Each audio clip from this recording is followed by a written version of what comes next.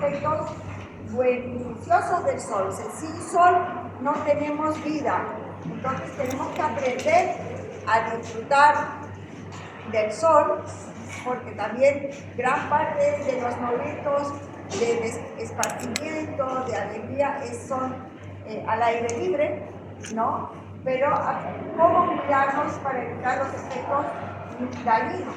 Entonces, entre los efectos beneficiosos, fotosíntesis, visión y fotorrespuesta, síntesis de la vitamina D, aunque eso es solamente con una exposición 2 o 3 veces por semana, algunas áreas del cuerpo ya es suficiente. Pero sí, igual podemos tener déficit de vitamina D, pero ya hay en forma para tomar por vía oral. Calor, destrucción de patógenos, foto y quimioterapia. Vimos en clases pasadas cómo se utilizaba la radiación ultravioleta unida o no a ciertos medicamentos o productos químicos como tratamiento, por ejemplo en la psoriasis, en el vitiligo, ¿no? Como fototerapia y quimioterapia, ¿no? Y aquí al lado izquierdo son los factores, los efectos dañinos: el cáncer de piel, quemadura solar, alergias, enfermedades por fotosensibilidad, inmunosupresión, cataratas, mutaciones, fotoenvejecimiento y fototoxicidad. Todos los seres vivos pasamos por el proceso del cronoenvejecimiento. Ahora, aparte está el fotoenvejecimiento, ¿no? En las personas que, sea por trabajo o por placer, que se exponen mucho al sol, van a envejecer más rápido y van a tener más daño también a nivel de la piel. Y el motivo es este: la mayor cantidad de radiación es la ultravioleta A, que penetra hasta las capas profundas de la piel, hasta la dermis. La dermis, donde está el tejido elástico, el tejido colágeno, que es lo que da firmeza y elasticidad a la piel. Al haber ese daño crónico, entonces la piel va perdiendo elasticidad, aparecen más arrugas, aparecen manchas, ¿no? Entonces, esos efectos son de fotoenvejecimiento, ¿no? Por eso, yo les recalcamos que esto de la exposición solar, del bronceado para ver por belleza, para verse mejor, es una moda que apareció de la mitad del siglo XX en adelante. Antes, si ustedes ven películas de época, todas las personas de la aristocracia usaban, las mujeres sobre todo, guantes, sus sombrillas, y así salían al aire libre. El tener la piel blanca, o del color que fuera, pero protegida del sol, era sinónimo de estatus, ¿no? Las personas que trabajaban en el campo no se cuidaban de esa manera, obviamente. A mitades del siglo XX cambió la moda y empezaron a broncearse, ¿no? A estar en la playa, y era sinónimo de estatus, el estar bronceado, porque significaba que tenías dinero para pasar en la Costa Azul, en yates y tomar mucho sol. Entonces cambió ese paradigma de belleza y empezaron el bronceado a ser sinónimo de belleza y también de estatus. Pero asimismo, eso después, con los años, es una belleza transitoria. Se utiliza ahora y se paga después. Y eso es la belleza que nos dan las camas solares, para que entendamos por qué, después cuando hablemos un poquito de fotoeducación, por qué no son recomendables las camas solares, porque tienen estos rayos ultravioleta A. Entonces, en esta imagen ven, esta es la luz visible, la luz infrarroja, y aquí vemos los rayos ultravioleta. Esto también tiene sus subdivisiones. Es un grupo grande, que es lo más importante, pero tiene otras subdivisiones. Es importante también que ustedes sepan que los rayos ultravioleta C no llegan a la superficie terrestre porque son filtrados en la capa de ozono. Pero han habido momentos en que han habido agujeros en la capa de ozono, sobre todo en los polos, y entonces esos ultravioleta C penetran y son mucho más dañinos que los ultravioleta B y más aún los ultravioleta A. Los ultravioleta B, que son los que producen la quemadura solar, aquí está la longitud de onda. Z menor, esto de 280 a 30, los UVB, VA de 320 a 400 de longitud de onda. Nanómetros, ¿no? Es así como se mide. Los rayos ultravioleta B solo penetran hasta la epidermis, producen daño a nivel epidérmico. Son los causantes de las quemaduras solares. ¿Dónde tengo la foto? Aquí. Son los causantes de las quemaduras solares y es lo que hay más al mediodía. Por eso cuando estamos al mediodía expuestos al sol nos quemamos por los rayos ultravioleta B. Los ultravioleta A, que tenemos todo el día y que también emanan estas pantallas de computadora, de teléfono, la luz blanca, etc. Entonces, esa la tenemos todo el día. Ahora, en el horario, ¿por qué es más sol, más radiación al mediodía? Por la relación de la Tierra con el Sol. Los rayos solares llegan directamente, más en el verano, porque estamos más cerca del Sol, y más porque estamos cerca del Ecuador, y Bolivia es un país ecuatoriano. Ahora, otros factores que son un poco menos importantes que estos, pero que también son importantes. Altitud, a mayor altura, mayor radiación. Las nubes, pensamos que cuando está nublado no va a haber radiación, pero no es así. Puede haber radiación también uno puede quemarse. El terreno, cuando es arena, cuando es agua, cuando es nieve, que los rayos ultravioletas, la luz se refleja, entonces recibimos la luz directa más lo que refleja de esa tierra, digamos, de esa superficie, mejor dicho. Entonces por eso también nos quemamos más los que van a la nieve, o cuando vamos a la playa, o cuando vamos al río, o cuando vamos a la piscina, ¿no? Hay mayor radiación.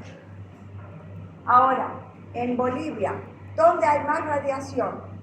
¿En el altiplano, en La Paz o en Santa Cruz? En La Paz, ¿no? En el altiplano. Lo que pasa es que allá, como hace frío, se abrigan más. Entonces la radiación sobre todo se ve en la cara, en las manos. Pero nosotros tenemos menos radiación, pero usamos menos ropa por el clima. Entonces tenemos más superficie también de exposición al sol. Que hay que tomar en cuenta, por ejemplo, cuando hablábamos la semana pasada de vitiligo, porque por el cuidado de prescribir soralenos por vía oral, ¿no? Por esa razón. Vámonos para atrás. Ya, nos quedamos aquí. Entonces, ¿cuáles son los efectos de la radiación ultravioleta? La exposición crónica va a inducir inflamación porque va a modificar la respuesta de los linfocitos T. Estas son cosas en general, importantes que ustedes tienen que conocer. La absorción de la radiación ultravioleta a nivel celular va a producir mutaciones en los genes celulares, sea de los queratinocitos, sea de los melanocitos, sea de las fibras elásticas, que van a producir un daño celular a nivel del ADN. Además, ¿qué es lo que más produce? Produce una mayor cantidad de especies de reactivas de oxígenos que se conocen como ERO, que son radicales libres y van a sobrepasar los sistemas naturales que tenemos como antioxidantes, y entonces también a eso esto más esto, se va a sumar el envejecimiento precoz, el cáncer de piel, ¿de acuerdo? Y aquí también tenemos estas causas de por qué se estimulan algunas enfermedades a que se activen o que sean inducidas por los rayos ultravioletas. Ahora, hay algunas pieles que son más sensibles a estos rayos ultravioleta, sí. A eso conocemos con el nombre de fototipo. El fototipo que es la expresión genética de la piel, del pelo, de los ojos, que dan el color y la respuesta al sol. Entonces, Fitzpatrick hizo esta clasificación. Fototipo 1, fototipo 2, 3, 4, 5, 6. Siendo que el 1 es la piel más blanca, el pelo rubio. Los albinos son fototipo 1.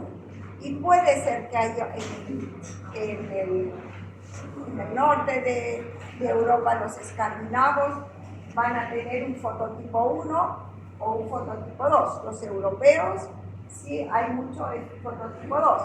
Piel blanca, pelo rubio o rojo, los pelirrojos, y ojos claros. El fototipo 3 va a tener un poquito más de respuesta a la radiación ultravioleta discreta. Fototipo 1, fototipo 2 no se broncea nunca, ¿de acuerdo? Se queman directo, ni aunque se pongan urucú, lo que se ponen para nada, se queman, ¿de acuerdo? Ahora, el fototipo 3, más o menos, puede haber un bronceado discreto, pero nunca va a adquirir un bronceado y el costo va a ser alto. El fototipo 4, cuando sale el sol, sí se va a broncear. El fototipo 5, rara vez se quema y se pigmenta un poco más. Y el fototipo 6, la raza negra, ¿no? Este es también el fototipo 5. En Bolivia tenemos más fototipo 4 y fototipo 5. ¿De acuerdo? Entonces, contra mayor el fototipo, entonces hay mayor melanina, mayor resistencia a los rayos ultravioleta y menos posibilidad de que se quemen. En cambio, y también hay menos riesgo de cáncer de piel. En el fototipo 1 hay mayor cáncer de piel, hay mayor quemadura solar. ¿De acuerdo? Pero no podemos quedarnos con la idea de que solo las personas de piel blanca van a tener cáncer de piel. Eso tiene mayor predisposición, pero también tenemos cáncer de piel en personas, en pacientes con fototipo 3, fototipo 4, 5 y 6. También existe, es menos frecuente, pero existe. Aquí les mostramos, esto está de Falabella también, si ustedes quieren leer, está bien explicado también cómo actúan los rayos ultravioleta en el capítulo 19, si no me equivoco. Las fotodermatosis, que pueden ser idiopáticas, como el prurigo actínico, como la erupción polimorfa solar, no se conoce, como una alergia a la radiación ultravioleta. Puede ser a la radiación ultravioleta A o a la B, o a las dos. Y eso también hay test. En algunos países, como en Australia, en Estados Unidos, en Brasil, en algunas zonas que tienen la población de piel blanca y también salen mucho al sol, toman mucha playa. Entonces, el problema de cáncer de piel es un problema de salud pública. Y ahí, no solo ahí, en otros países también hay indicadores, así como nosotros la temperatura, hoy día 37 grados, humedad 40%, por dar un ejemplo, también pone la intensidad de la radiación, porque hay días que hay más radiación que otros, ¿ya? Eso también les quería contar. Bueno, sigamos con fotodermatosis. Pueden haber por agentes externos como la fototoxicidad y la fotoalergia, pueden haber fotodermatosis por agentes endógenos, como en el caso de las porfirias, la más frecuente la porfiria punctatada, y enfermedades que se exacerban o se activan con la radiación ultravioleta. Por ejemplo, pénfigos, lupus eritematoso, herpes simple y pelaga. ¿Qué es una fotoalergia? Es una reacción cutánea adquirida donde la energía radiante, sola o en presencia de un fotosensibilizador, va a producir una reacción mediada inmunológicamente por los linfocitos B, o sea, se va a activar una hipersensibilidad celular. Siempre hay que investigar sustancias químicas que pueden ser por vía tópica, por ejemplo, los perfumes, o puede ser por medicamentos tópicos o sistémicos. Entonces, cuando hablamos de dermatitis de contacto alérgica, uno podría tener alergia, por decir, a un desodorante, ¿verdad? En el caso cuando es una fotoalergia, ese químico solamente va a producir reacción cuando hay rayos ultravioleta. A veces las personas, sobre todo las damas, se ponen perfume en la piel, en esta zona de acá. Entonces es habitual haber una reacción, una dermatitis, bien circunscrita a los dos lados. Y tenemos que preguntar, ¿se pone perfume en la piel? Y le van a decir que sí, es una fotoalergia. Y hay medicamentos también que pueden producir. La fototoxicidad es, al igual que la dermatitis poliuretante primario, es un daño que hace la radiación con presencia de sustancias químicas también, pero que se tienen que juntar varias circunstancias o condiciones para que se active la reacción. Y la más frecuente es la fitofotodermatosis, que fito viene de planta, foto de luz y dermatosis de inflamación. ¿Y cuál de las plantas es la que más produce esta reacción? El limón. Pero pueden haber otras plantas que tengan solalenos y que produzcan eso. Tiene la característica de que aparece en la área de exposición solar y va a seguir ese trayecto. Lo más frecuente es en las manos, sea porque tomó una limonada y se le derramó en la mano, o sea porque estuvo haciendo limonada y puede haber salpicado a varias partes y sigue ese patrón. Entonces, al principio aparecen lesiones eritematoso-violáceas que luego se vuelven hiperpigmentadas. Puede haber ampollas o no. A ver, ¿qué más aquí? Eso creo que es lo que teníamos que decir. ¿Cuál es la clínica de ambas?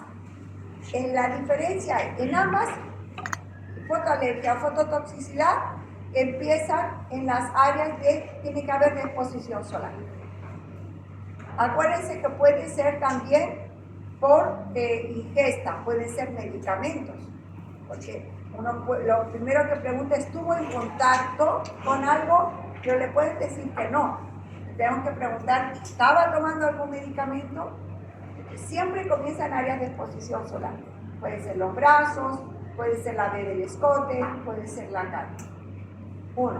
En el caso de las alergias, de las fotoalergias, puede diseminarse a zonas cubiertas, puede generalizarse, pero siempre va a aparecer en las áreas de exposición solar. En los cuadros agudos va a haber ardor, sobre todo en la fototoxicidad. En la fotoalergia, sobre todo, va a haber prurito. Al inicio, eritema, puede haber un eritema violáceo, pueden haber ampollas y después van a empezar a haber escamas, va a haber hiperpigmentación en las etapas tardías. Tratamiento: corticoides, si es severo, sistémicos, si es localizado y leve, tópicos.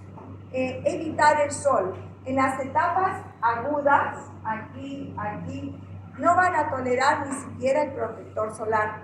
Así que si tienen que decirle, tiene que estar en la casa, no puede salir. Cuando comienza a haber la hiperpigmentación, recién tiene que usar el fotoprotector, que es obligatorio si no quiere tener que continúe el proceso. Porque si no, se sigue el estímulo y se queda ahí. ¿De acuerdo? Ahora, otras manifestaciones, la quemadura solar, que ya hablamos un poquitito de ella. Hay Ahora un paréntesis.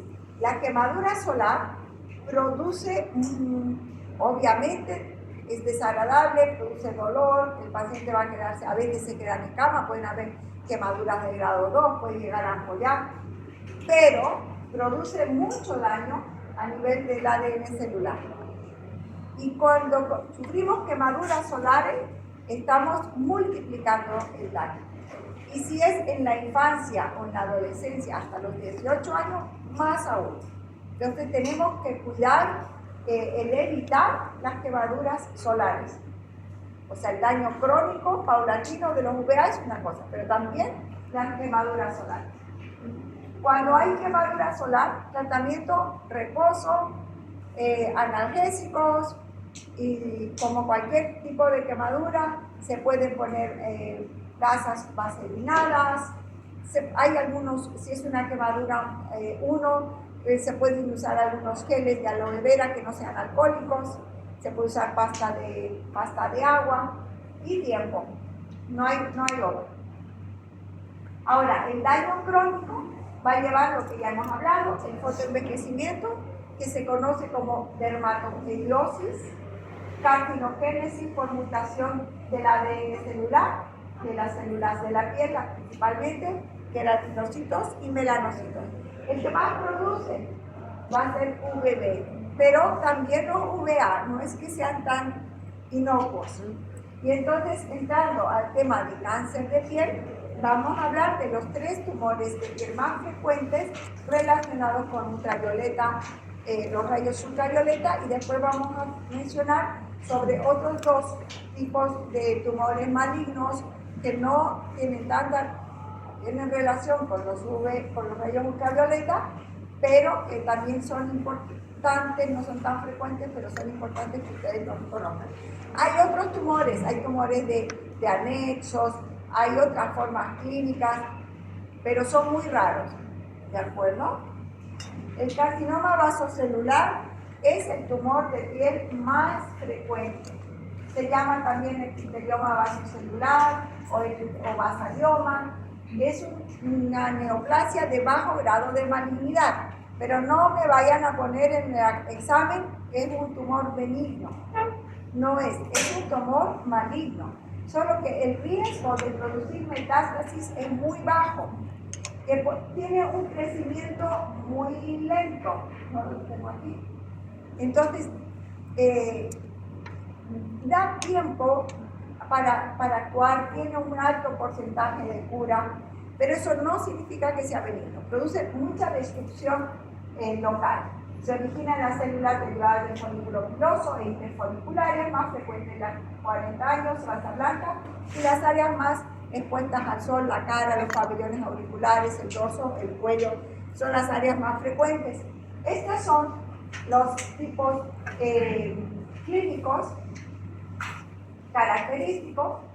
Puede presentarse como una placa eritematosa, puede presentarse como una placa de esclerodermia, pero en estos, aunque la clínica es un poquito más confusa, suelen tener un borde que se describe como perlado, ese brillo como de las perlas, por eso se llama perlado.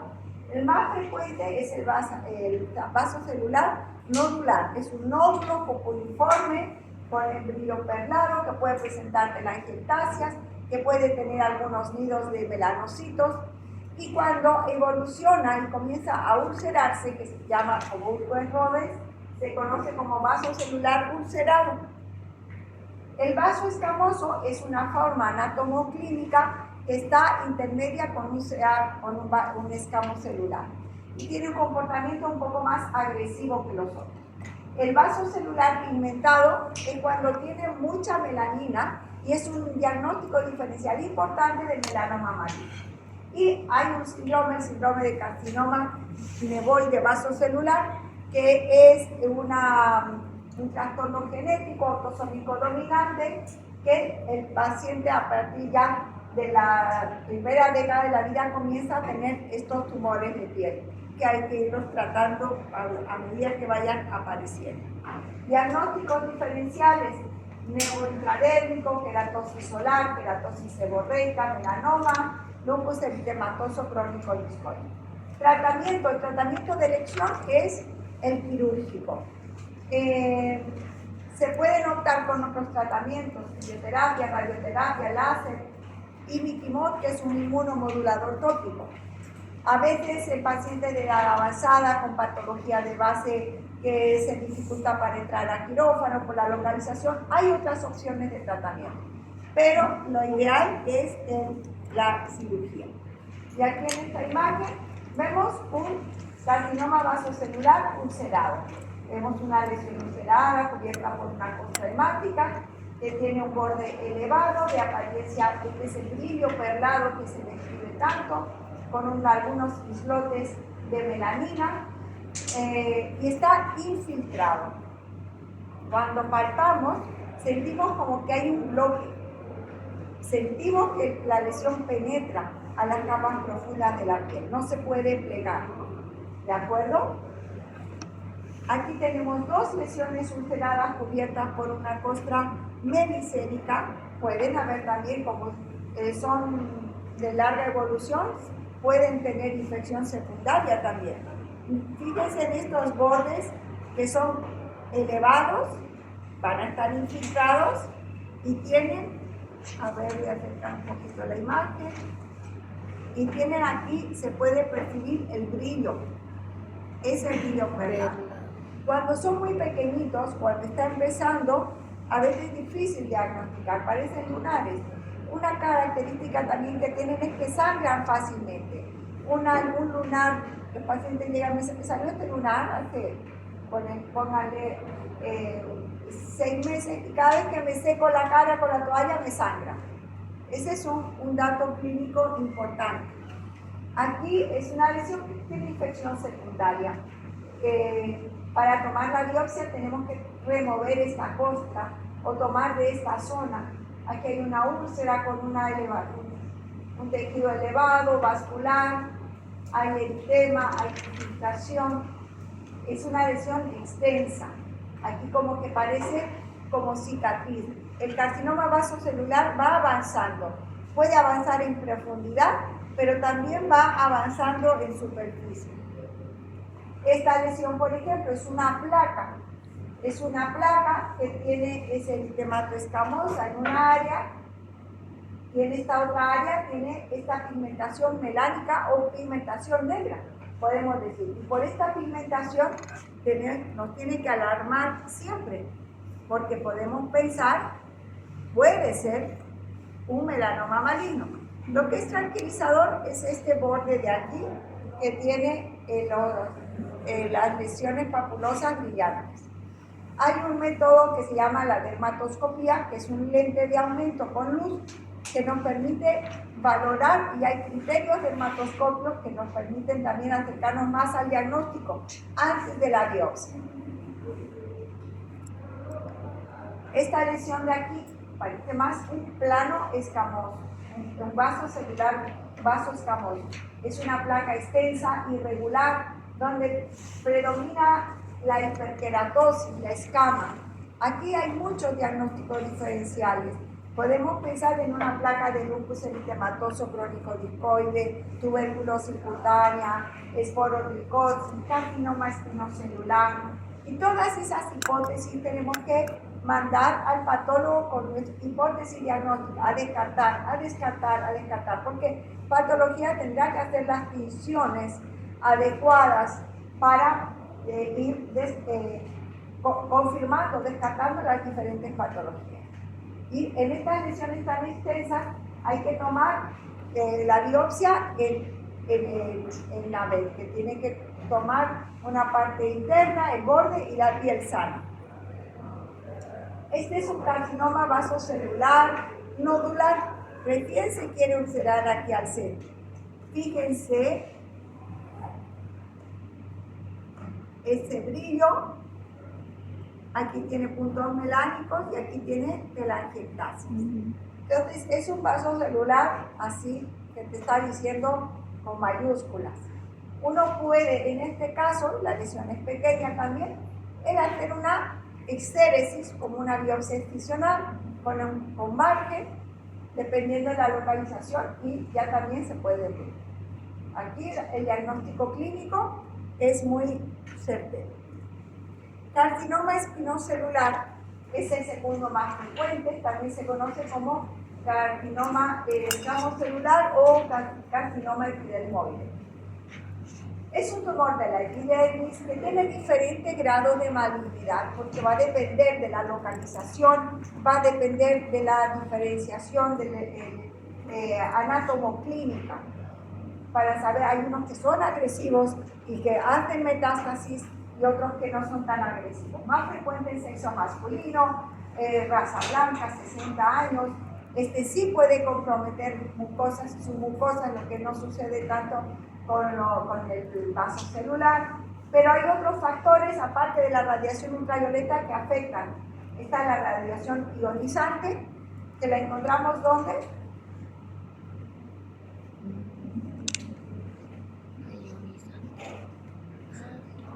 ¿Ah? Los rayos X, las tomografías, los radioisopos, esas son la radiación ionizante. El virus papiloma humano, el cáncer de cervix, es una forma de escamoso, ¿no? Sustancias químicas, irritación crónica, la inmunosupresión, son factores en personas que también tienen un patrón genético. Igual que el vaso celular, también tiene que haber un código genético para que sea más susceptible, sobre todo para ver los tipos que va a desarrollar, ¿no? Entonces tenemos el carcinoma epidermoide in situ, ¿no? Que tiene un muy buen pronóstico, la estéresis con margen y el pronóstico es excelente. El infiltrante, que puede, cuando sobrepasa la membrana basal, cuando